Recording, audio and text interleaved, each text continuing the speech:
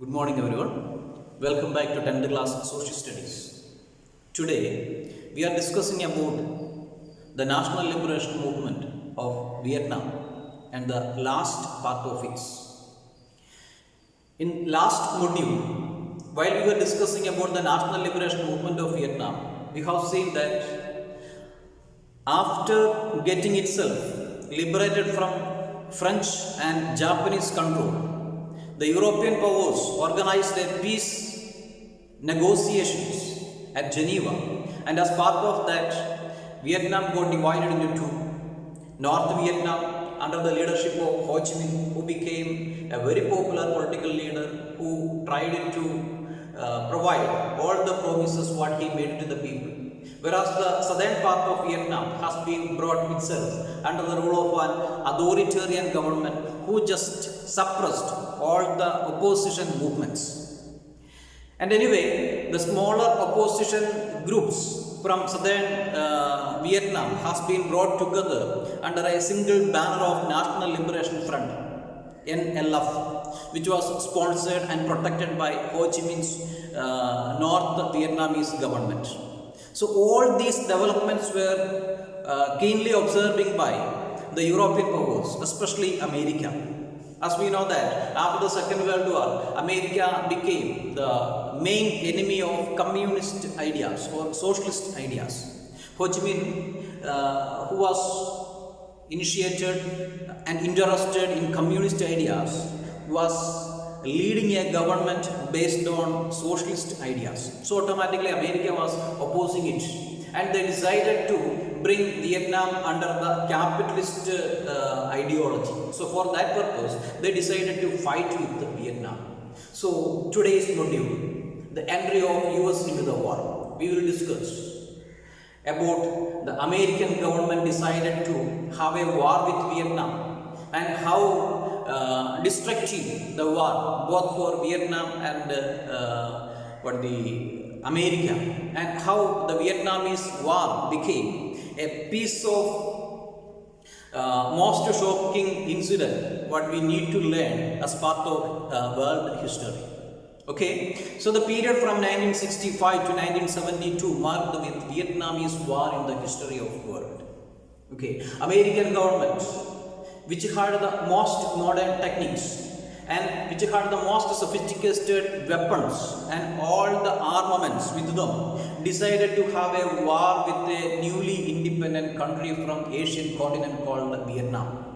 So when they decided to have a war, they never expected that war will last long. But above all their expectations, the war lasted for a very long 7 years. So when a fight in between two, one of the most experienced and most technologically advanced nation, when they are fighting with a newly independent country, never we can expect that it will last long. But here it lasted for 7 long years. Okay, so from while we are before going for the details about the war or the social and political implications of the war, we shall have a little bit of statistics related to the war. So from 1965 to 1972, 7 years, it was costly. The war proved costly both for Vietnam and America. Sure, war is always costly and destructive.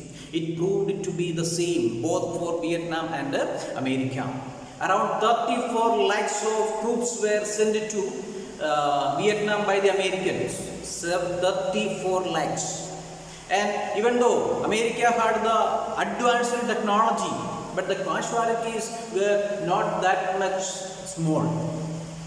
Around 47,000 died in the war. 3 lakh people got wounded. And out of the wounded people, 23,000 wounded ones are identified as 100% disabled. Okay, so US entered with heavy weapons and tanks and the most sophisticated bomber flights of that time, B-52. So all the possible or all the modern weapons were there with the Americans when they decided to have a fight with Vietnam. So they expected that they can defeat the Vietnam within a short period of time. And along with the most modern weapons like advanced weapons and tanks and bombers, and the war marked the usage of certain chemical weapons like napalm, which primarily objected to eliminate humans, and the napalm bombs. It was a gel-like substance. If it stuck to someone, compulsory that person will be exposed to a lot of chemical reactions which can end his life even. And we have got a picture which depicted the cruelty of a Vietnamese war, where a group of children are running away from an explosive site. And a small girl of around 8 or 10 years, she is crying and raising both her hands above and running in order to save her life. And the lady, Phan Thi Kim Phuc, who is popularly known as Napalm Girl. Now she is a world-renowned person who fights for disarmament. Then Agent Orange, another deadly chemical that specially meant for killing plants. As we know that Vietnam was an Asian country, had a large amount of land under forest cover. So the people, for them it was easy to live in forests, keeping themselves safe from the attacks of America. So Americans decided first to destroy the forest so that there will be no hiding place for the people. For that purpose, they used a very dangerous chemical, and those chemicals were stored in orange-colored barrels. That's why that chemical is called as Agent Orange. Then they started using phosphorus bombs in order to eliminate large stretches of villages and jungles at a time. Large number of civilians died. No clear calculations about the civilian death. So US underestimated the power of nationalism. Even after having all these advanced technology and weapons, the American government could not achieve what they were fighting for, the success or the control over Vietnam, because they underestimated certain things. They underestimated the power of nationalism. Same mistake what the victorious powers committed after the First World War. While discussing about the Treaty of Versailles, we have seen that the victorious powers, they just underestimated the power of nationalism, so they divided Germany into several pieces. And that division made the German people to feel that they wanted to come back to have a single nation. And here, exact the same thing. The American policy planners, they just underestimated the power of nationalism. Nationalism just moved the people of Vietnam to sacrifice their life, their family, their home, and the nationalism helped them to live in the horrified conditions. They did not feel a single bit while they were living in utter jeopardy conditions in a forest and all. And they were sure that all these sufferings were for the independence or the freedom of their country. And the US underestimated the power of a small nation to fight the most technologically developed nation. They never expected that America will be forced to have a long war with Vietnam. And they underestimated the commitment of poor peasants who became the landowners recently. And for the poor peasants from the Vietnam, they were fighting for a government who protected them, who considered them, and who made them to be the landowners. All these poor people, they were the tenants, or they were just living a life of peasant. Now they are the landowners, because Ho Chi Minh and the Vietnamese government, the free Vietnamese government, had provided them with the land. So when the America tried to attack this government, the people's government, people stood for the government.